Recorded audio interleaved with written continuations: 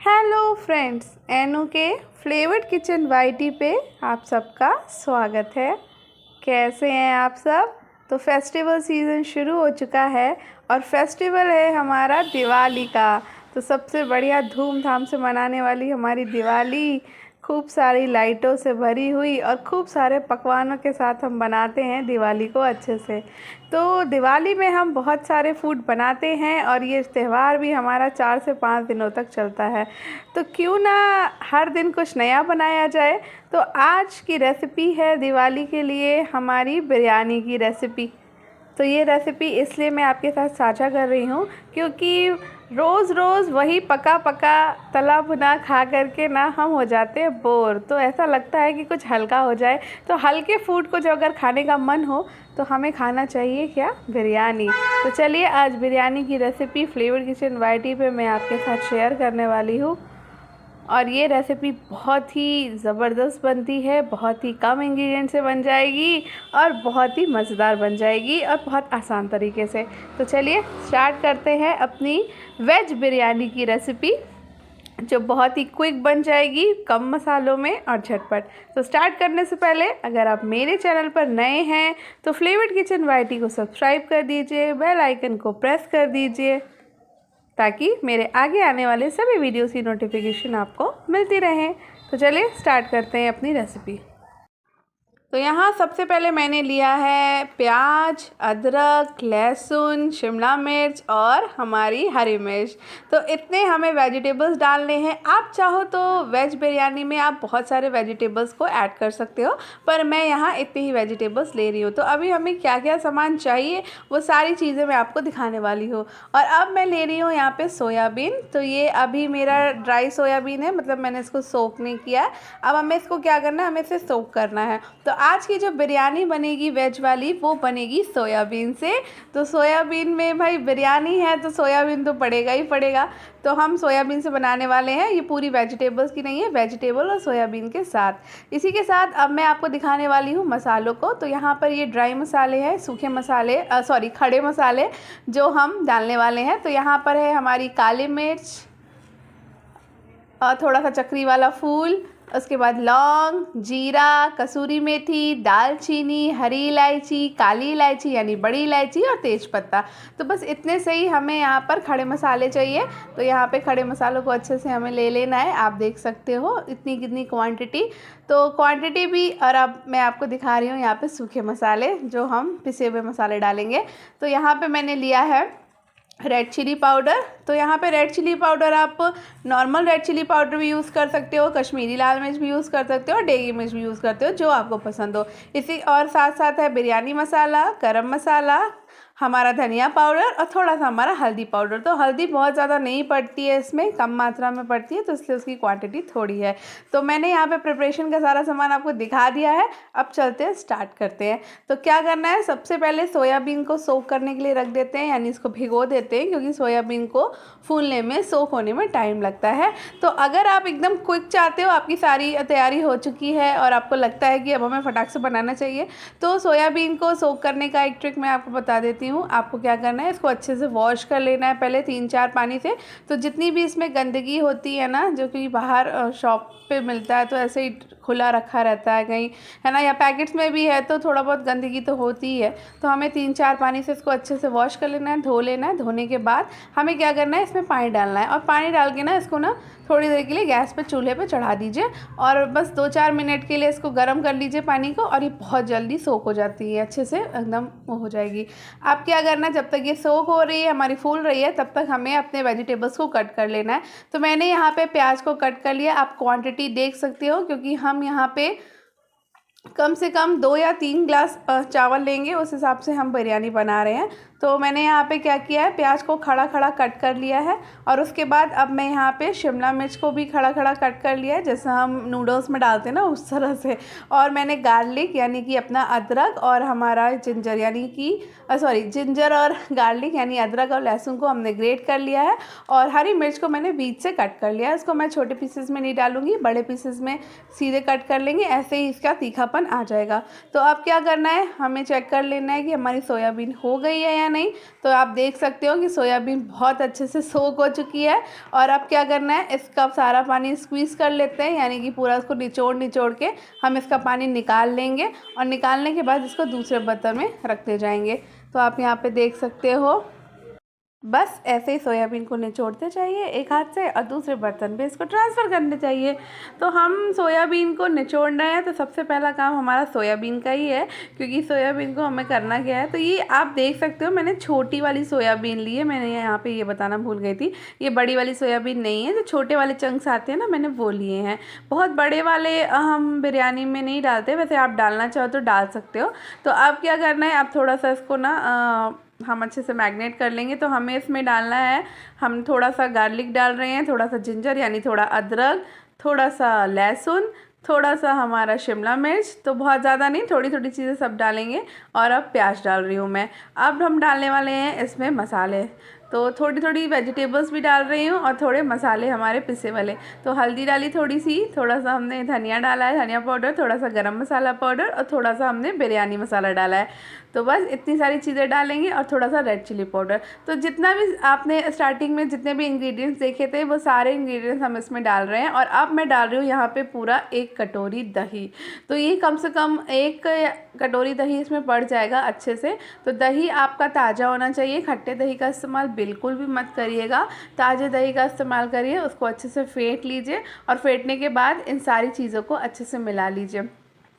दही का जो फ्लेवर है ना, वो सब्जियों में भी बहुत अच्छे से आएगा और हमारी जो सोयाबीन है ना, वो पूरा अंदर तक इसके फ्लेवर को ले लेगी। साथ ही हमने इसमें मसाले डाले हैं, तो मसालों के साथ ना ये बहुत ही अच्छा सा एकदम इसका टेक्सचर भी बहुत अच्छा आता है और इसका फ्लेवर भी बहुत अच्छा आएगा। अब इसको थोड़ी देर मैग्नेट होने के लिए रख देते हैं, ताकि ये अच्छे से ना सारे मसाले ऑब्जर्व कर ले, दही को ऑब्जर्व कर ले। अब क्या करते हैं, अब मैं इसको बना रही हूँ डायरेक्ट ना प्रेशर कुकर पे। तो हमें क्या करना है, प्रेशर कुकर में सबसे पहले मैंने यहाँ पे ऑयल डाला है।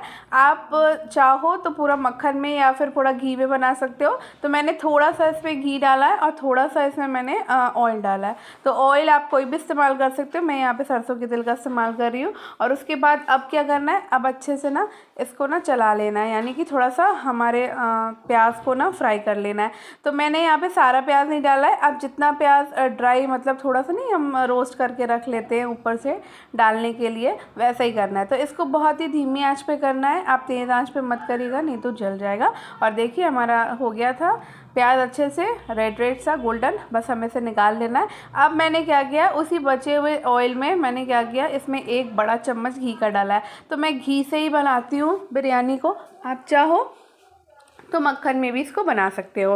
अब क्या करना है, अब जितने भी हमारे खड़े मसाले थे जो आपने स्टार्टिंग में देखे, वो सारे खड़े मसाले हमें इस ऑयल में और घी में डाल देने हैं। तो यहाँ पे हमारा चक्री फूल, तेज़पत्ता, बड़ी इलायची, हरी इलायची, सारी चीज़ें इसमें चली गई हैं। और अब इसके बाद जब ये अच्छे से चटकने लगेगा, तब हम इसमें अदरक और लहसुन को डाल देंगे जो हमने ग्रेट करके रखा था। और अब मैं इसमें डाल रही हूँ शिमला मिर्च को। तो आप चाहो तो अदरक और लहसुन का पेस्ट भी यहाँ पर डाल सकते हो। और अब मैं डाल रही हूँ इसमें प्याज। तो प्याज हमने आधा फ्राई कर लिया था और आधा प्याज मैंने इसमें डाला। तो यहाँ पे क्वांटिटी मैंने 4 या 5 प्याज की क्वांटिटी ली होगी, उसमें से 2 प्याज मैंने लगभग फ्राई कर लिए थे और बाकी के प्याज मैं अब इसमें यूज़ कर रही हूँ बिरयानी बनाने में पूरा। तो बस इसको क्या करना है, सब्ज़ी को लो फ्लेम पर हमें अच्छे से धीरे धीरे रोस्ट करना है। बहुत हाई फ्लेम पर मत पकाइएगा, नहीं तो सब्ज़ियाँ जलने लग जाएंगी और वो अच्छे से पकेंगी नहीं। तो सब्ज़ियों को हमें बहुत ज़्यादा नहीं पकाना है, थोड़ा सा क्रंची क्रंची सी सब्ज़ियाँ रहनी चाहिए। तो ओवर कुक तो बिल्कुल मत करिएगा। और इस समय कोई भी हमें नमक का इस्तेमाल नहीं करना है। तो थोड़ी थोड़ी सी सब्ज़ियाँ हो गई हैं, अब यहाँ पर हम पिसे हुए मसाला डाल देंगे। तो ये हल्दी जा रही है, धनिया जा रही है, गरम मसाला जाएगा और उसके बाद बिरयानी मसाला जाएगा। तो बिरयानी मसाले की क्वांटिटी सबसे ज़्यादा पड़ेगी। और अब मैं डाल रही हूँ इसमें रेड चिली पाउडर। तो मैं यहाँ पे डेगी लाल मिर्च का इस्तेमाल कर रही हूँ, क्योंकि उससे कलर भी आ जाता है और तीखापन भी बहुत अच्छा आता है। और मुझे तो ये पर्सनली अच्छी लगती है। कश्मीरी लाल मिर्च और डेगी मिर्च का इस्तेमाल मैं ज़्यादा करती हूँ, ताकि उससे कलर भी मिल जाता है हमें और फ्लेवर भी आ जाता है। तो यहाँ पे देखिए मसाले भी हमारे हो गए हैं और हमारी सब्ज़ी भी लगभग हो गई है। तो अब हम इसमें डाल देंगे हमने जो मैरिनेट करके रखा था अपना सोयाबीन और बाकी हमारी जो सब्जियां थी उसको डाल देंगे। तो जब हम यहाँ पर इसको डालेंगे तो उस समय आपका फ्लेम एकदम लो होना चाहिए, या फिर आप ये कर सकते हो कि थोड़ा सा ना फ्लेम को ऑफ़ कर दो और उसके बाद इसको डालो, क्योंकि इसमें दही की मात्रा होती है तो, और क्योंकि उस समय बहुत गर्म होता है ना ये, तो ऐसा होता है ना कि थोड़ा सा दही जो है ना आपका पानी छोड़ देता है। तो हमें क्या करना है, थोड़ा सा इसको ना या तो ऑफ़ कर दो या तो एकदम ज़ीरो फ्लेम पे कर दो इसको, और उसके बाद हमें इसको डालना है और फिर इसको धीमी धीमी आंच पे ही फिर ऑन करके इसको धीमी धीमी आंच पे भूनिए। उसके बाद अब जब ये अच्छे से भून जाएगा, ऑयल रिलीज़ कर देगा, उसके बाद हमें यहाँ पे डालना है दही। और जब दही डालना है तो उस वक्त भी हमें यही याद रखना है कि हमें फ्लेम को करना है एकदम लो, या तो फिर हम फ्लेम को ऑफ़ कर देंगे और उसके बाद ही दही को डालेंगे। क्योंकि अगर आप दही डालो तो कभी कभी क्या होता है कि दही ना बहुत गर्म है ना, एकदम फट जाता है, तो क्या होता है पानी अलग हो जाता है और दही अलग हो जाता है। तो उसके से बचने के लिए आपको इसको ना फ्लेम को ऑफ़ कर देना है या तो एकदम लो कर देना है। और फिर उसके बाद थोड़ी देर बाद 1-2 सेकंड के बाद जब आपका दही पूरा अच्छे से मिक्स हो जाए, आपको लगे, तब उसके बाद फ्लेम को ऑन कर दीजिए। और इस समय आप देख सकते हो थोड़ी देर तक मैंने इसको भी भूना है और देखो ना तो मेरा दही फटा है और ना ही ये अलग अलग हुआ है। तो अब क्या करना है, अब थोड़ी देर के लिए हमें फ्लेम को कर देना है बंद, यानी ऑफ़ कर दीजिए अपने। और अब क्या करना है, ये सारी वेजिटेबल को हम एक बर्तन में निकाल लेंगे, क्योंकि अब हमें यहाँ पर करनी है लेयरिंग। तो लेयरिंग करने से पहले मैं आपको बता देती हूँ, मैंने यहाँ पर चावल लिया है। तो चावल मैंने यहाँ पे बासमती राइस लिया था, जो पुलाव वाला चावल होता है वो वाला। तो आप चाहो तो नॉर्मल चावल से भी बना सकते हो उसमें, नहीं तो आप बासमती चावल से भी बना सकते हो, या फिर आपका जो बिरयानी वाला राइस आता है आप उससे भी बना सकते हो। तो मैंने यहाँ पर पुलाव वाले राइस से इसको बनाया था।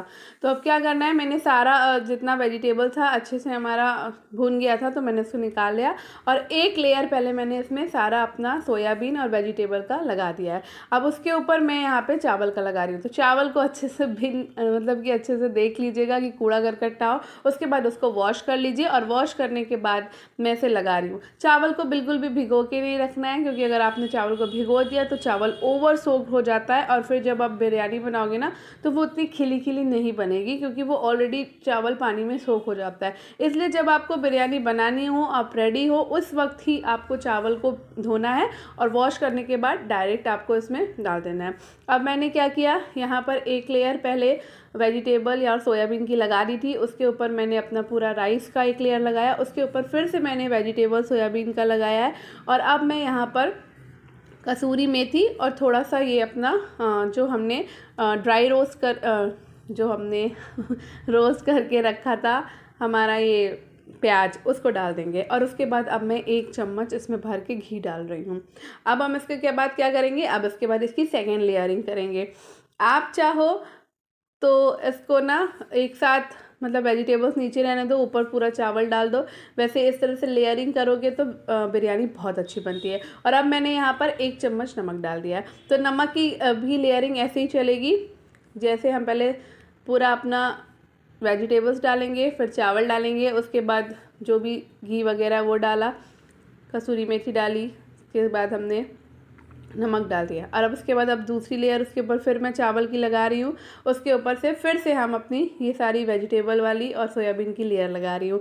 तो इसी तरह से मैं पूरी लेयरिंग करती हूँ और बहुत अच्छे से बिरयानी बन के तैयार हो जाती है। तो अब यहाँ लेयर हो गई है, तो अब फिर से मैं कसूरी मेथी डाल रही हूँ। फिर से हम यहाँ पे अच्छे से कसूरी मेथी को डाल देंगे। कसूरी मेथी डालने के बाद अब मैं यहाँ पर प्याज को डालूँगी, जो हमने रोस्ट करके रखा है वो पड़ेगा। उसके बाद हमारा ये देखिए है ना, उसके बाद हमारा फिर से अब ये हरी मिर्च जो है ना वो सबसे ऊपर जाएगी। तो हरी मिर्च का इस्तेमाल मैं एकदम लास्ट में करती हूँ, जो सबसे ऊपर लेयर होती है उसमें। और फिर से मैं 1 चम्मच भर के घी डालूँगी। तो घी से ना इसका बिरयानी का जो टेक्सचर है और बिरयानी का स्वाद बहुत ज़्यादा बढ़ जाता है। तो देसी घी का इस्तेमाल ज़रूर करें। और अब 1 चम्मच नमक मैं फिर से डाल रही हूँ। तो नमक यहाँ पे आपको स्वाद अनुसार डालना है, लेकिन आपको कैसे डालना है, मतलब लेयर्स में डालना है।